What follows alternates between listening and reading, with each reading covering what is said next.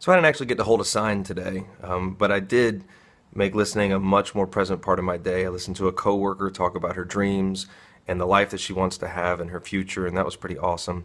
And then about an hour later, I got to listen to someone else in a workspace talk about the death of their brother and how sudden it was and how it affected them. And that was great to really be able to hold that kind of space for them in the workspace. And then later, I got to listen to a guy talk about his process before he goes on stage to be the lead singer of a heavy metal, kind of like death metal band, and how he likes to be really quiet before he goes on because when he goes on stage, he has so much energy. It's like running a marathon.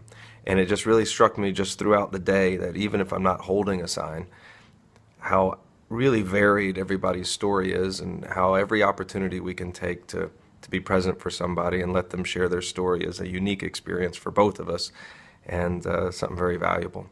So I appreciate the challenge, and you guys are awesome.